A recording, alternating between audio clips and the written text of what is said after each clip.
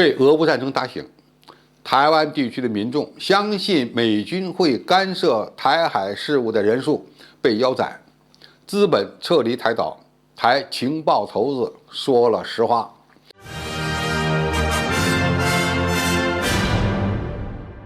观众朋友、网友朋友，大家好，我是付天少。在美国的煽动下，俄罗斯令人意外地开启了在乌克兰的特别军事行动。受到惊吓的，除了欧洲国家以外，还有就是经常与乌克兰问题并列的台海问题。除了台独分子们惶惶不可终日之外，连带着普通台湾民众也被打醒了。据朝日新闻消息，3月22日，台湾的民间智库所谓的台湾民意基金会发布了一条最新的民意调查。该调查显示，台湾地区的民众对台海爆发军事冲突时美军援助的期望大幅度下降，仅有34.5%。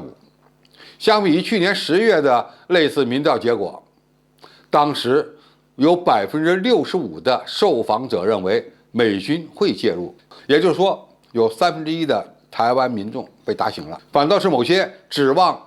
日本能够军事援助台湾的比例，要比美军还高出5.5%。78%的受访者认为，单靠台湾无法抵抗大陆实现两岸统一。如果综合起来看，大部分台湾民众认为呢，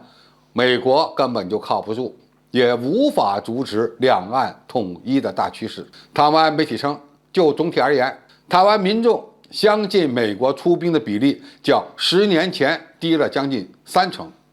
可能与此次俄乌军事冲突美国并未出兵有关。乌克兰是一个主权独立的国家，美国与北约在开战后对俄军选择了避让，这几乎被认为美军不敢在台海直面解放军的一个重要依据。统计数据还显示，70%的台湾民众认为应该放弃抗中保台，与大陆发展关系才能保证和平。这也给民进党一记重击和耳光。面对抗中保台和依美保台的民意崩盘，蔡英文只能声称台湾有海峡天险、地缘战略地位及不断提升的台军防卫意志和战力。蔡英文是担心大陆借机发动所谓的认知作战，但是好像没什么效果，特别是资本市场的身体很诚实。据 CNN 报道，俄乌冲突升级引发了台湾地区的资本大规模外逃，仅在过去3周内，台湾地区就流失了价值约4800亿新台币的外资，创下有史以来的最高纪录，比2008年全球金融危机时还要糟糕。一位高盛的分析师认为，过去1个月，台湾地区的资本外流的规模大约为156亿美元，超过去年整年的153亿美元。投资者除了对原材料供应不足感到焦虑以外呢，还有人更担心台海局势的突变。面对民众心理防线开始崩塌，台湾地区当局又派出所谓的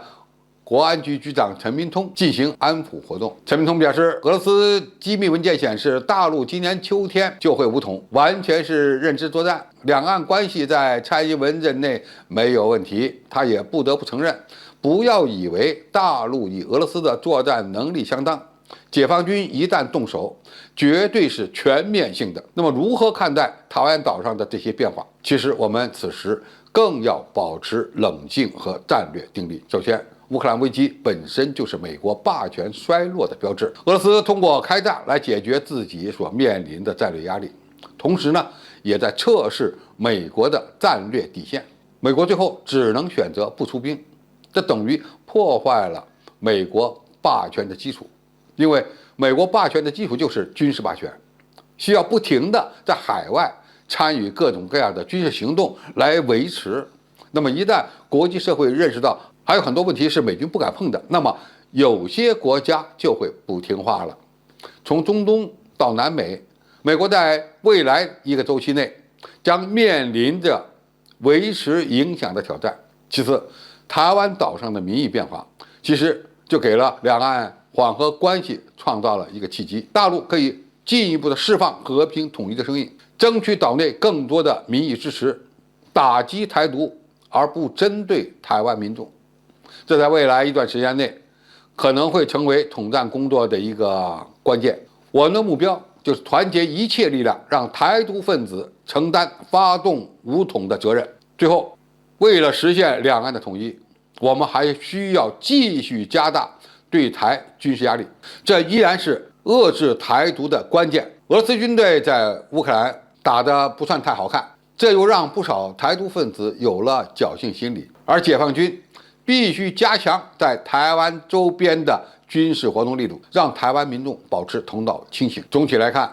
俄乌危机的爆发有利于中国大陆和平解决台湾问题，因为台湾民众看清了美国的嘴脸，也知道战争爆发会带来可怕的后果。那么，为了避免战争，一起消灭台独势力才是两岸同胞的最大利益，需要两岸的中国人一起努力来实现这一目标。好，今天的评述就到这里，谢谢大家收看，我们下期再见。